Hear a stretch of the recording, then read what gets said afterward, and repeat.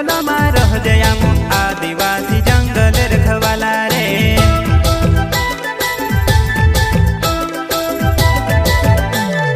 चल जंगल जमीन काज पूजे रे आदिवासी दुनिया ने रखवाला रे।